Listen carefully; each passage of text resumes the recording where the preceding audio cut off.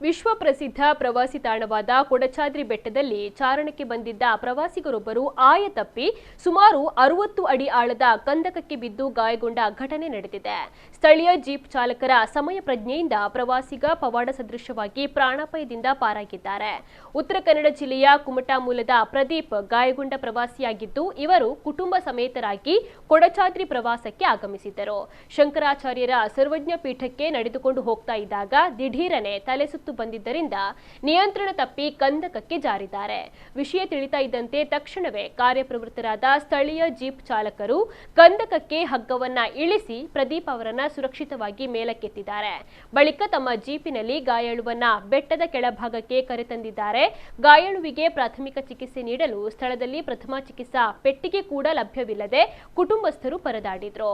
ಪ್ರಸಿದ್ಧ ಪ್ರವಾಸಿ ತಾಣವಾಗಿದ್ದರೂ ಕೂಡ ಕನಿಷ್ಠ ಸೌಕರ್ಯ ಒದಗಿಸದ ಅರಣ್ಯ ಇಲಾಖೆಯ ನಿರ್ಲಕ್ಷ್ಯದ ವಿರುದ್ಧ ಕುಟುಂಬಸ್ಥರು ಆಕ್ರೋಶವನ್ನ ವ್ಯಕ್ತಪಡಿಸಿದರು. ಸುದ್ದಿ ತಿಳಿದು ಸ್ಥಳಕ್ಕೆ ಆಗಮಿಸಿದ ಪೊಲೀಸರು ಗಾಯಾಳುವನ್ನ ನಗರದ ಸಮುದಾಯ ಆರೋಗ್ಯ ಕೇಂದ್ರಕ್ಕೆ ದಾಖಲಿಸಿ ಚಿಕಿತ್ಸೆಯನ್ನ ಕೊಡಿಸಿದ್ದಾರೆ.